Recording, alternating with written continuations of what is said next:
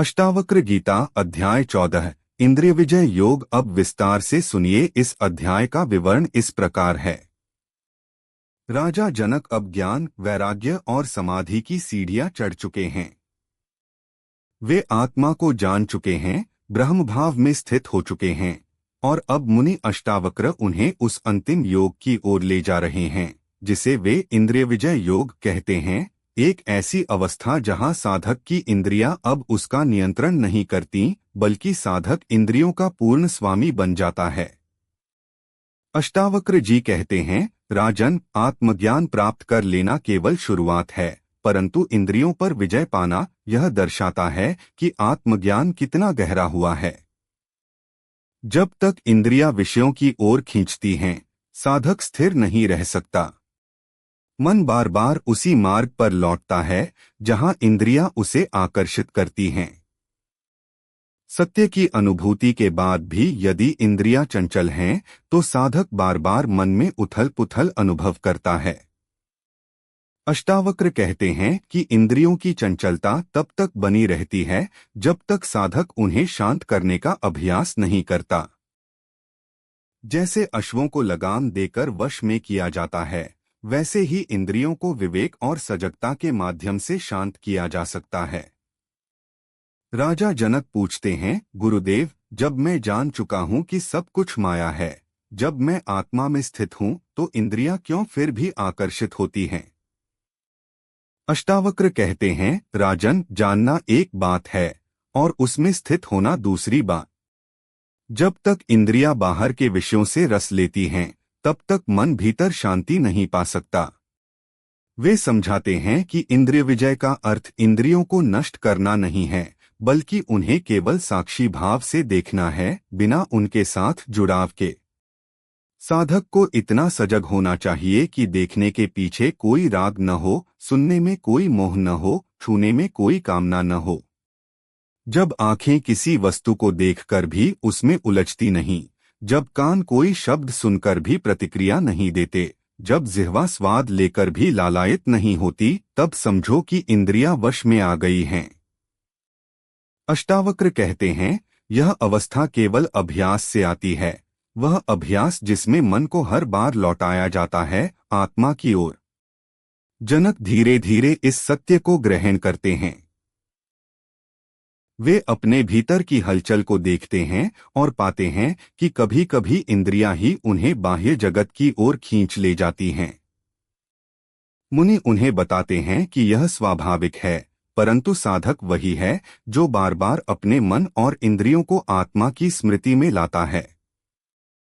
अष्टावक्र जी एक सुंदर दृष्टांत देते हैं, जैसे कोई कुत्ता अगर बार बार भागे पर हर बार उसे पुकार कर लौटा लिया जाए, तो एक समय ऐसा आता है जब वह स्वयं बैठा रहता है। वैसे ही इंद्रियां भी बार बार विषयों की ओर जाएंगी, परंतु यदि साधक सजग हो तो वे धीरे धीरे शांति की ओर लौट आती हैं। इंद्रिय विजय योग वही अवस्था है जहां विषय उपस्थित होते हुए भी साधक उनमें लिप्त नहीं होता।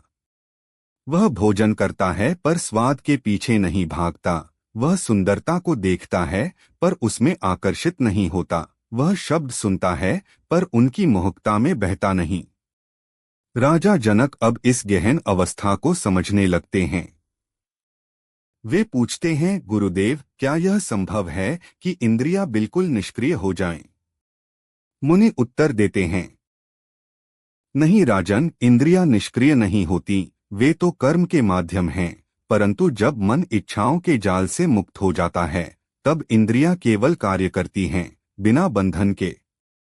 वह जो देखता है पर रमता नहीं, सुनता है पर उलझता नहीं, वही सच्चा ज्ञानी है। अष्टावक्र कहते हैं कि जब साधक के भीतर यह स्थिति आती है, तो उसे इंद्रियों से डर नहीं लगता, क्योंकि वे अब उसके शत्रु नहीं रहीं। वे तो उसके यज्ञ की वेदी बन जाती हैं, जहां हर इंद्रिय क्रिया एक समर्पण है ब्रह्मा को। राजा जनक अब उस स्थिति में पहुंचने लगे हैं। वे कहते हैं, हे गुरुदेव, अब मैं देखता हूं कि संसार वही है, दृश्य वही हैं, पर मैं वैसा नहीं रहा। अब देखने में लिप्तता नहीं है, सुनने में आग्रह नहीं है। मैं साक्षी के रूप में स्थित हूँ, पर यह साक्षी अब एक दूरी नहीं बनाती बल्कि एक गहन शांति और सहजता लाती है।